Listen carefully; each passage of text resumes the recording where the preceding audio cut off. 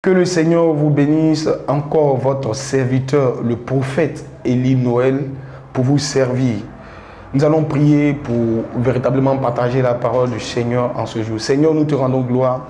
Nous prions que tu bénisses tes enfants, tes filles, à écouter cette parole, que cette parole serve à l'édification de ton corps, du Christ, dans le nom de Jésus. Amen. Les armes spirituelles. Les armes spirituelles est d'autant plus important pour l'enfant de Dieu au combat spirituel. Un militaire ou un corps habillé ou, je vais dire, un homme de l'armée ne peut aller en guerre sans son arme ou sans son arsenal de guerre. D'autant plus important pour nous, les enfants de Dieu que nous sommes. Les armes spirituelles que nous lisons dans le livre d'Éphésiens 6, 5 à 17, nous caractérisent. Et d'autant plus quand nous voyons ces armes spirituelles-là, généralement, couramment, quand on le prend à l'église, on dit « Je réclame les armes spirituelles, le casque du salut, la ceinture de la vérité, tout et tout, les différentes armes. » C'est important. Mais je vais vous donner une grave révélation qui est d'autant plus rattachée à ces armes spirituelles. Les armes spirituelles que nous vivons, les armes spirituelles que nous manifestons, les armes spirituelles que nous réclamons dans nos églises n'est pas d'autre que le comportement. Mayan de Bray.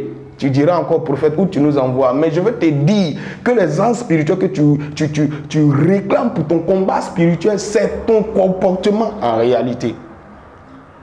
Si tu n'es pas véridique, tu es un menteur. Pardon, arrête d'embrouiller le diable, parce qu'il sait que toi, tu es un menteur. Il dit la vérité pour ceinture. Si tu n'es pas véridique, pardon, arrête de combattre, parce que tu ne combats pas dans la victoire, mais tu combats vaincu. Je veux te dire, la révélation est que ton comportement doit changer. La vérité pour ceinture. Et la suite, il dit ceci, la cuirasse. La ceinture, le deuxième aspect du combat, c'est je veux dire, la deuxième arme plutôt du combat, c'est la justice. Nous ne sommes pas injustes. Au sein de nos églises, nous torpillons nos frères, nous torpillons nos soeurs, nous faisons des faux coups. Et puis là, on taille Satan. Pardon, arrête de tailler Satan, parce que c'est toi-même qui te tailles. Il faille bien que ton comportement change et que tu aies de la justice et que tu manifestes la justice de Dieu. Et la troisième arme spirituelle, dans le verset 15, il dit ceci, le zèle d'évangile de paix.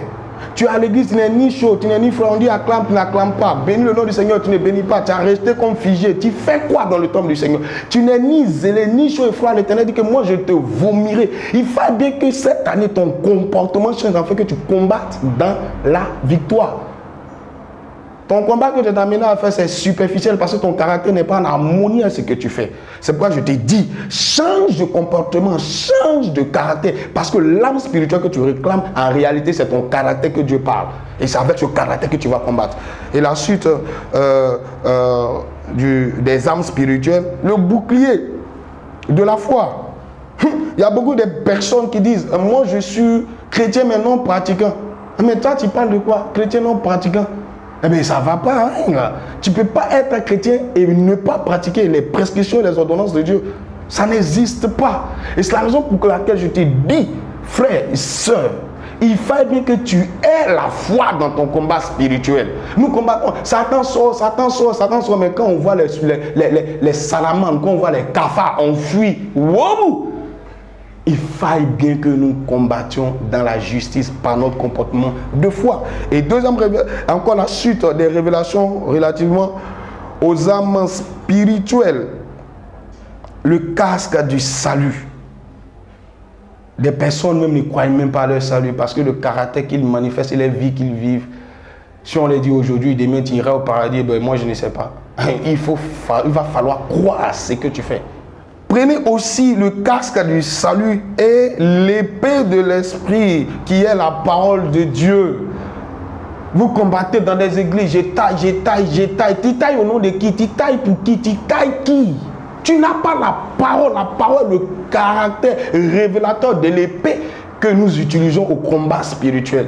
Frère, ton comportement doit changer. En réalité, qu'est-ce que c'est que le comportement? Le comportement, c'est une attitude, c'est un caractère, c'est une conduite, c'est une manière de vivre, une manière de manifester quelque chose.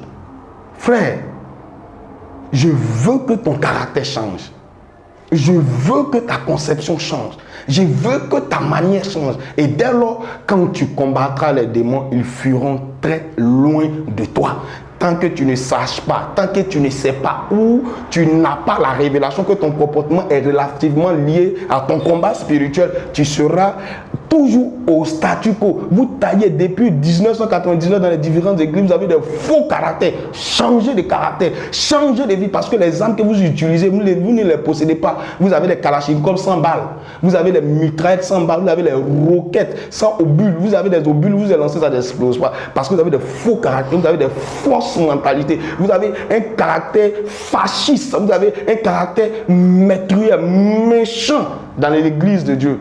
Si tu veux combattre dans la victoire, change de caractère, change de comportement, change de manière de penser, change de manière de voir et dès lors, tu combattras dans la victoire avec le Seigneur Jésus. Quoi qu'il en soit, demeurez fidèles, restez scotchés à oreille précoce, partagez la vidéo sans modération. Notre comportement parlera à notre faveur ou à notre défaveur. Quoi qu'il en soit, restons fidèles à Jésus-Christ.